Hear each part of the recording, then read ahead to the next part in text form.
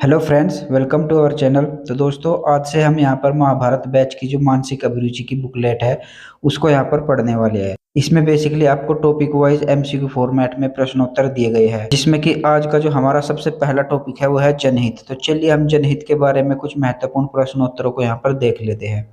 सबसे पहला प्रश्न है यहाँ पर प्रश्न नंबर 1। कल्पना कीजिए कि आप कार्यालय जा रहे हैं और आप देखते हैं कि एक मोटरसाइकिल की एक कार के साथ दुर्घटना हो गई है। मोटरसाइकिल चालक गंभीर रूप से घायल हो गया है। आपकी पहली प्रतिक्रिया क्या होनी चाहिए? तो देखिए, यहाँ पर मोटरसाइकिल चालक जो है वो गंभीर रूप से घायल है। ठीक है, ऐसे ऐसे शब्दों पर आपको फोकस करना है। तो ऑप्शन नंबर ए, कार चालक को डांटेंगे।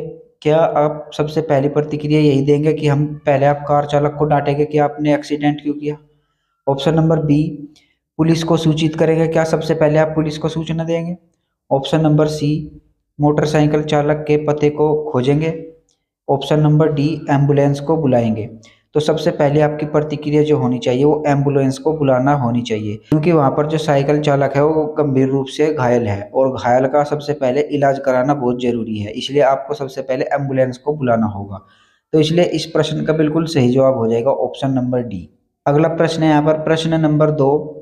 आप देखते हैं कि एक युवा व्यक्ति वरिष्ठ नागरिक को अपशब्द कह रहा है। जब आप उससे प्रश्न करते हैं तो वह कहता है कि वह जो भी करना चाहता है, कहने की स्वतंत्रता उसके पास है। वरिष्ठ नागरिक पुलिस से शिकायत करना चाहता है। स्थिति को सौहार्दपूर्ण हल करने के लिए आप निम्नलिखित में से किन तरीकों को अपनाएंगे? तो यहाँ पर देखिए, एक शब्द का यूज हुआ है सौहार्दपूर्ण, यानी दोनों के बीच आपको एक सामंजस्य स्थापित करके ऐसी कार्रवाई करनी है जिससे कि दोनों पक्षों में कोई भी ऐतराज न रहे। ठीक है, तो चलिए सबसे पहला ऑप्शन यहाँ पर देखते हैं प्रश्न का। ऑप्शन नंबर ए, घटना को देखने वाले लोगों से सहायता मांगेंगे। यानी वहां पर जो और भी लोग हैं जो घटना को देख रहे हैं, क्या उनसे आप सहायता मांगेंगे? ऑप्शन नंबर बी, वरिष्ठ नागरिक को अच्छा व्यवहार करने की सलाह देंगे। यानी आप वरिष्ठ नागरिक को ही कहेंगे कि आप इसके साथ अच्छा व्यवहार करें, जबकि बदतमीजी तो वह खुद कर रहा है। ऑप्शन नंबर सी, युवा लड़के को थप्पड़ मारेंगे और उससे माफी मांगने के लिए कहेंगे। क्या आप ऐसा कहेगा कि जल्दी से इस बुजुर्ग से माफी मांगो? जी नहीं, सबसे पहले तो आपको समस्या को भी समझना होगा ना। ऑप्शन नंबर डी, दोनों पक्षों को शांति बनाए रखने के लिए कहेंगे।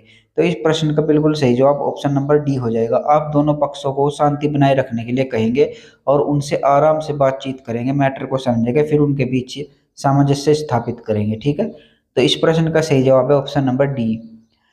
अगला प्रश्न है यहाँ पर प्रश्न नंबर 3। जनहित का उद्देश्य क्या है? देखिए, जनहित, जनहित से मतलब लोगों का हित, लोगों का सार्वजनिक हित होता है। ठीक है, तो जनहित का असली उद्देश्य क्या होता है? ऑप्शन नंबर ए, आर्थिक समानता एवं आर्थिक न्याय की स्थापना करना। ऑप्शन नंबर बी, सामाजिक समानता एवं सामाजिक न्याय की स्थापना करना। ऑप्शन नंबर सी, सार्वभौमिक समानता की स्थापना करना। या फिर ऑप्शन नंबर डी, कानूनी न्याय की स्थापना करना। तो इस प्रश्न का जो सही जवाब हो जाएगा वो हो जाएगा ऑप्शन नंबर बी, सामाजिक समानता एवं सामाजिक न्याय की स्थापना करना। क्योंकि जब आप समाज में समानता और सामाजिक न्याय की स्थापना बिल्कुल समान रूप से करेंगे तो ही यहाँ पर जनहित का उद्देश्य पूरा होगा। और जनहित का उद्देश्य क्या होता है कि सभी को समान न्याय मिले और सभी जो आपस में बराबर रहे। ठीक है, तो इस प्रश्न का बिल्कुल सही जवाब है ऑप्शन नंबर बी। अगला प्रश्न है यहाँ पर प्रश्न नंबर 4। जनहित से क्या तात्पर्य है? यानी जनहित का क्या मतलब होता है? तो ऑप्शन नंबर ए, किसी व्यक्ति का हित। क्या किसी अकेले व्यक्ति का हित जनहित होता है? जी नहीं। ऑप्शन नंबर बी, किसी अपेक्षित व्यक्ति का हित या किसी विशेष व्यक्ति का हित करना ही जनहित होता है? जी नहीं, ये भी गलत है। ऑप्शन नंबर सी, गरीबी रेखा से नीचे जीवन यापन करने वाले व्यक्ति का हित। क्या बिल्कुल जो बीपीएल सूची से नीचे आता है उसी का हित करना चाहिए? क्या जनहित का ये उद्देश्य होता है? जी नहीं, ये भी गलत हो जाएगा। सार्वजनिक हित यानी सभी का हित, जितने भी समाज में व्यक्ति रहते हैं उन सभी का हित जनहित से तात्पर्य कहलाता है। क्योंकि ऐसा नहीं हो सकता कि आप किसी गरीब के लिए ही करेंगे। कोई अमीर भी तो ऐसा होता है ना, उसको भी कोई परेशानी होती है, उसकी परेशानी को भी ध्यान में रखना पड़ता है। ठीक है, इसलिए यहाँ पर सार्वजनिक हित इस प्रश्न का बिल्कुल सही जवाब हो जाएगा। अगला प्रश्न है यहाँ पर प्रश्न नंबर 5। आपके अनुसार जनता को समाज के नियमों और अधिनियमों का पालन करना चाहिए? ऑप्शन नंबर ए, कभी कभी प्राधिकारी को संतुष्ट करने के लिए। ऑप्शन नंबर बी, जब भी इनका पालन करना संभव हो तब। ऑप्शन नंबर सी, भले ही यह उनके हितों के खिलाफ हो। ऑप्शन नंबर डी, अगर यह उनके लिए उपयुक्त है और पालन करना सुविधाजनक है। तो इस प्रश्न का सही जवाब हो जाएगा ऑप्शन नंबर सी, भले ही यह उनके हितों के खिलाफ हो। यानी जनता को समाज के नियमों और अधिनियमों का पालन हर हाल में करना चाहिए, चाहे वे उनके हितों के खिलाफ ही क्यों ना हो। अब देखिए यहाँ पर हितों के खिलाफ क्यों ना हो, इसमें आपको लगेगा कि ये ऑप्शन इसका सही नहीं है, लेकिन ये ऑप्शन ही इसका सही है, क्योंकि जब सरकार या समाज कोई ऐसे नियम और अधिनियम बनाती है तो वो जनता के खिलाफ बिल्कुल नहीं बनाती, ठीक है, ये उनके हितों के लिए ही बनाती है। लेकिन जब आप कोई गलत कार्य करते हैं, कुछ अलग कार्य करते हैं, तब ये आपके उनके हितों के खिलाफ हो जाते हैं। इसलिए इस प्रश्न का बिल्कुल सही जवाब है ऑप्शन नंबर सी। अगला प्रश्न है यहाँ पर प्रश्न नंबर 6, भारत के संविधान में जनहित से संबंधित प्रावधान है। यानी कि भारत के संविधान में जो जनहित का संबंध है वो कौन कौन से भाग में दिया गया है।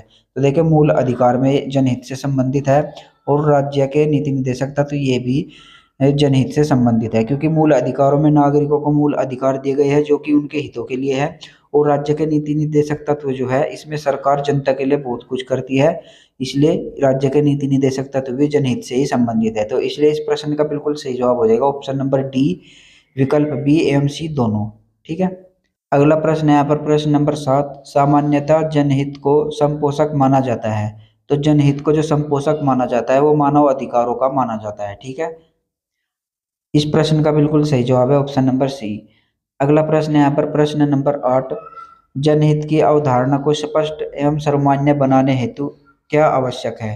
तो जनहित की अवधारणा को स्पष्ट एवं सर्वमान्य बनाने हेतु व्यक्तिगत एवं सामाजिक हितों में सामंजस्य स्थापित किया जाए। इस प्रश्न का बिल्कुल सही जवाब हो जाएगा ऑप्शन नंबर सी। अगला प्रश्न है यहाँ पर प्रश्न नंबर 9, राज्य अपनी नीतियों का संचालन इस प्रकार करेगा जिससे स्पष्ट रूप से समुदाय के भौतिक संसाधनों का स्वामित्व और नियंत्रण इस प्रकार वर्गीकृत हो जो जनहित का सर्वोत्तम हो। यह उपबंध किसमें किया गया है। यानी यहाँ पर पूछा गया कि जो राज्य है वो अपने भौतिक संसाधनों का स्वामित्व इस प्रकार करेगा कि जिसके कोई भी असमानता न रहे, ठीक है, यानी कि सभी को उन पर समान अधिकार दिया जाए। तो यह भारतीय संविधान के किस अनुच्छेद में कहा गया है। तो यह भारतीय संविधान के अनुच्छेद 39 में किया गया है। तो इस प्रश्न का बिल्कुल सही जवाब हो जाएगा ऑप्शन नंबर बी, अनुच्छेद 39। अगला प्रश्न है यहाँ पर प्रश्न नंबर 10, पुलिस जनहित में अपना योगदान देती है। ऑप्शन नंबर ए, लोगों को डरा धमका कर। क्या लोगों को डरा धमका कर पुलिस जनहित में अपना योगदान दे रही है? जी नहीं, ये तो गलत हो जाएगा। ऑप्शन नंबर बी, आम जन को सुरक्षा प्रदान करके। आम जन को सुरक्षा प्रदान करके पुलिस जो है जनहित में अपना योगदान दे रही है, क्योंकि जब आम जन की सुरक्षा करेगी तभी तो लोगों का हित होगा। तो इस प्रश्न का बिल्कुल सही जवाब ऑप्शन नंबर बी हो जाएगा।